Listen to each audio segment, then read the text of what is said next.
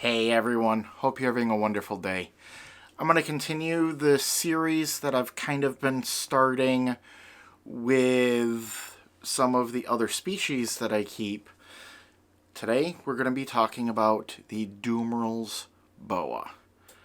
And my boy Odin over here, who's actually currently on the wall. So stick around. I'm Jack and you're watching Python Addiction.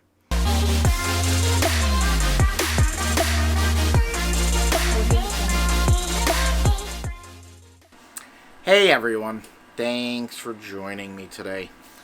Well, as I introduced him while he was on the wall, this is my boy Odin, and he's gonna be kind of my co-host today as we talk a little bit about Dumerils boas.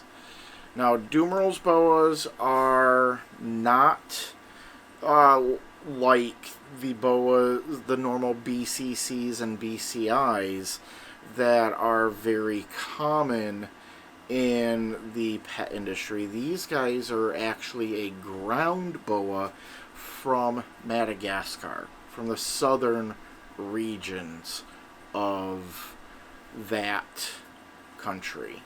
And they actually live in a little bit more of a wooded or forest-like environment instead of like the rainforest aspect of some of the other boas that many people keep. So these guys like it just a little bit drier. They do like the water and everything like that. Don't get me wrong there, but they don't need a tropical type of environment or a super humid environment. They do still need something on the warm side of things, but also not as hot. So, do these guys make a good pet snake? It really depends. I'm going to give you guys a couple of different aspects on the pros and cons of these guys, and I'll let you guys make the final decision, because I have one. I think they make absolutely wonderful pets, but it's going to be all up to you. The first thing that you want to take into consideration is how big they get. These guys, as I said, they're a ground boa. They are a heavy-bodied boa. This boy right here weighs around 18 pounds. He is a heavy boy. He's thick-muscled, big-bodied. He's not a light boy.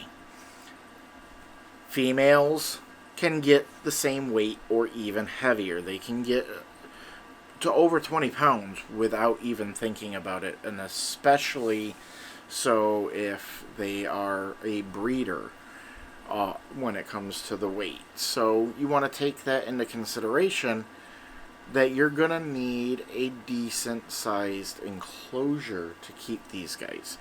You can't keep them in normal sized tubs that you can keep ball pythons in. These guys will not fit or work in those rack type systems. You're going to need, if you wanted to do some type of a rack system, you're going to need the big boa tubs from like the ARS racks in order to have enough space for these guys. This boy, he's just about 4 feet in total length. He lives in, right now, a 4 foot by 2 foot by 18 inch enclosure. And he is going to be eventually getting a 6 foot enclosure, so he has a little bit more space. But for the time being, that's absolute minimum for him. If this was a female, they would already be in a 6 foot enclosure, because males will tend to get around 4.5 feet-ish on their length size, whereas females can get up to like 6.5 feet. So they can be even bigger and longer than these guys. So that's one of the biggest things to take into consideration is their enclosure. When it comes to handleability, these are not the same type of constrictor that a normal BCC or BCI or BI is, because they like to climb and will go in trees and stuff like that. These guys, as you can see from some of the videos that I'll post from when he was on the wall earlier, he'll climb up the walls, but he likes to lay more on the flat side because they're a ground-dwelling species. They'll climb some, but they will not climb in the same manner as many of the other snakes. They are still considered constrictors because they will constrict their prey when it comes to feeding, but they don't use that motion to climb many things. This guy, I mean, he's gripping on me a little bit with his tail right here, but they don't have the same type of anatomy to be able to really, because of how thick they are, they just don't have that type of anatomy to really grip on too much and be able to climb in that regards. So, handleability. These guys get heavy. You do need to be able to make sure you're supporting them when you are handling them. So it can be difficult at times to handle these guys if they're flopping around a little bit when you're trying to get a good handle on them. But if you handle them regularly and you work with them like I worked with this boy, handleability can be pretty easy once you learn how to get them supported to where they're comfortable being held. And I mean, just look at that adorable face. He's got such a cute little face. Yeah, we'll move my face out of the way. There you go. And you get to show everybody. We'll do another little clip of close-up on his face. He's just got an absolutely adorable face. But the next thing is their habitat, their overall parameters. They don't need a super high hot spot. Around 85, 86 degrees for the hot spot is absolutely fine for these guys. I use a radiant heat panel with his enclosure. I keep the hot side set at 87 and the cool side drops down to the ambient room temperature in here at around 78 degrees. So that's the variant there.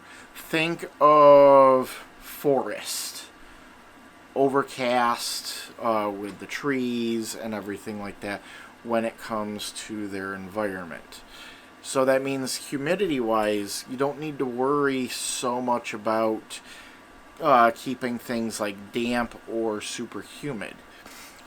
You can, the normal humidity in the air around 40-50% is perfectly fine, but do make sure, because these are a ground boa, that you always have water available, as they will actually drink a good amount of water because of their body weight, as a way for them to stay hydrated instead of needing all of that humidity in the air. So keep that in mind. This boy's got a nice good sized water dish that he will drink up in a couple of days. And yes, with him drinking it up, you will have to potentially clean up after them a little bit more often than maybe some other species of snake. He tends to pee a lot, and that's perfectly fine. Substrate wise, I use coconut coir for him, just like I use for pretty much everything that I have. The only catch with him is I don't keep it as moist. I let it stay a little bit on the drier side to make sure that the humidity doesn't spike too much in there. But I will still spray things down in his enclosure once a week, just to make sure that things stay in the right parameters. And yeah, he's kind of just chilling on the back of my neck now. And this is what he'll do when he gets his holding time and handling time, is he'll just find a spot and just kind of stick there. So handleability in that respect, if you work with them, they can kind of find a spot that they're comfortable in, and then they'll just chill. And that's one of the things that I do enjoy about this particular type of boa versus some of the others that can be a little bit more movie, constantly on the run type of thing. They don't always relax like these guys do. These guys are a little bit more of like ambush predator type of snake, so when it comes to feeding them, they'll eat rodents and small mammals, just like pretty much any of the other snakes that I have ever talked about on this channel. So you can feed him rats. He gets rats. You could also feed them things like chicks or quail, and they would be perfectly fine with a nice little varied diet like that. They eat, as far as how often do they eat, he gets fed approximately once a month, and it varies a little bit. I changed the days. I put him on a 26-day calendar schedule, so it moves a little bit less than a month, and I do that just to it keeps him at a good weight without overfeeding him, as he is a 6-year, he is a full adult. He's like a 6.5 year boy, so he's fully grown, and like I said, he's a heavy boy. He's not a light boy. So, again, things to take into consideration there. Lighting, you don't really need to worry about anything other than a day-night cycle. They don't require UVB, but there are a lot of people that think that all of the snakes can potentially benefit from getting some UVB. So if you want to put some type of UV into your Dumerils enclosure, if you have one or you're considering getting one, then that's perfectly fine. It's not going to hurt them. Again, their environment is more foresty, so they may get exposure to a little bit of sun, but they don't bask in it in that regards there. But if you are considering getting a Dumerils, let me know in the comments below. Like I said, I love these guys for their temperament. I think they have a great temperament, and they can be absolute dolls and just kind of chill and relax with you type of thing. If you want a snake that just kind of almost not the pet rock like the ball pythons are, but the slower type of snake when it comes to just kind of hanging out type of thing. He'll move around a little bit, like he's trying to get on the wall right now.